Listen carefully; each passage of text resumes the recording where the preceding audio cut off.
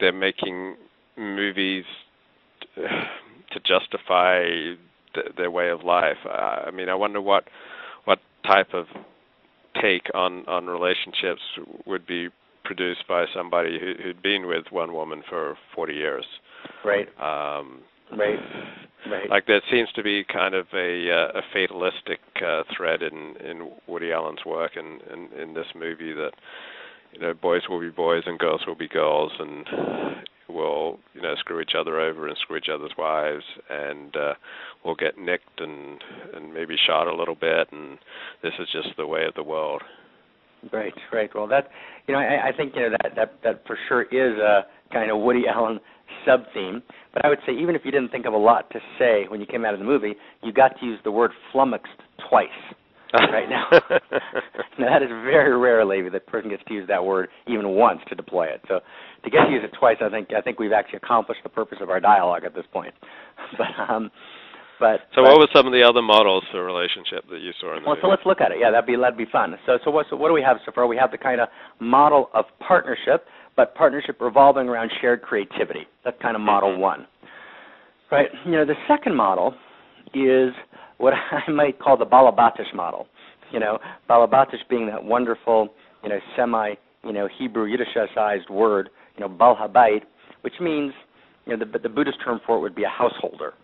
You know, a kind of, you know, we call it, say, a layperson in the kind of Jewish community world, but it means a householder, meaning a person who's not, you know, aiming for spiritual leadership, you know, that crazy, insane thing. You know, a person who's, you know, living a, you know, productive, good, successful life and wants to build a nice house and a nice home and, you know, raise, you know, lovely kids and have good dinner parties with the friends, you know, et cetera. You know, and so that was really the second model. The second model I would call not the creative artistic model, but the householder model. You know, and the householder model, you know, is of course her would-be and in fact, you know, was in the end, you know, intended, you know, groom whose name escapes me. You know, they're going to build their house in Connecticut someplace. And, you know, here, you know, Woody Allen was basically mocking that value. Yeah. Just mocking that house. You know, he had them meet, you know, 2 or 3 times, you know, in the movie. He had them meet like another couple. They were at dinner with another couple, and they're talking about, you know, who you're going to get to remodel the house. And, you know, he kind of made that into kind of a vapid kind of, you know, image. And I think the reason is really because of what you just said, Levy, because, you know, he couldn't quite imagine, you know, a householder couple building a home with transcendent value, you know, with a higher vision, you know, with a deeper sense of purpose and with a larger sense, you know, of meaning. And so the only way he could find meaning was in, you know, not the Oedipus, but, you know, the edifice complex. You know, let's build a big house, right? And it was actually what the only vapidness that actually emerged there was that of the movie maker. He actually couldn't imagine or find a way to see into, you know, the real gorgeousness and beauty, you know, of a life lived and built together, you know, out of the public frame, you know, working, being productive, you know, creating children. And the reason was that he didn't quite understand what it's all about. And that's the idea of kind of transmitting values to children. Didn't occur to him. Right.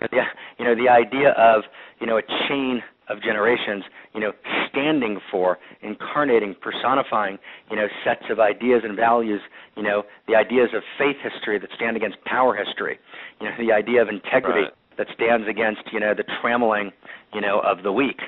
You know, in other words, just holding, incarnating those values, it just didn't occur to him. You know, the image of the old, you know, Jewish mother, you know, who reads Psalms, you know, and who then becomes a grandmother and who sits with her grandchildren and transmits, you know, her experience of the divine that she got from reading Psalms every day, and her sense of being, you know, kind of God intoxicated and a deep, profound lover of people. You know, this old wrinkled grandmother transmitting her experience to her children and her grandchildren.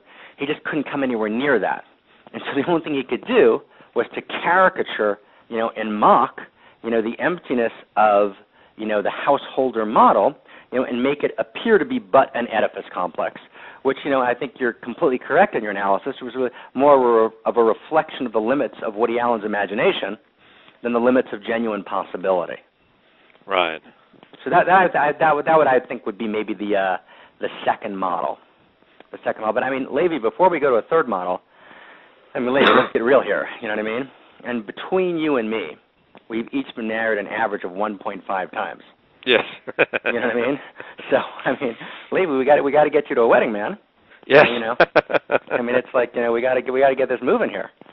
You know, I mean, well, I'm sure that good married is better than good singlehood, but I'm also sure that bad marriage was worse than bad singlehood. So. I think that's probably correct. Well, I actually have to say that I think marriage is, you know, one of the most gorgeous things in the world.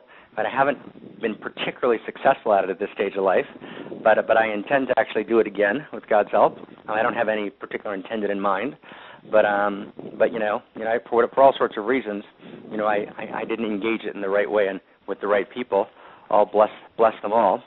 But you know, you can actually fail at something for a variety of reasons, and you can either say, hey, it didn't work for this and that reason, or you can actually mock and rip down the institution, you know, in order to kind of hide the fact that you actually didn't do that well at it. So I actually prefer, you know, the more honest path, which is I think marriage is, you know, although it's often a mess, it's, you know, it's ultimately, like, you know, Churchill said about democracy, right? A complete mess, but the best thing we have. Well, as someone who's been divorced 3 times, what do you suspect are the essential ingredients for a good marriage? Well, I would say like this. Number one, as I said to my son, you know, who was with me here all week, and I had just a beautiful time with him with Yair. I said to him, Yair, there's many things that I want you to do, and I can really model it for you. I said, I can't quite model the marriage thing, but if you're married more than once, I will kill you. So, you know, I think, you know, for me, I have no advice to give anyone, you know, but for me, you know, marriage, you know, is about partnership, you know, and it's about a certain kind of partnership in the places in which I, you know, really feel, you know, most alive and where I feel I have most to share and to give. You know, those places are about, you know, teaching, studying, you know, practicing, you know, writing, you know, creating community, you know, all those things.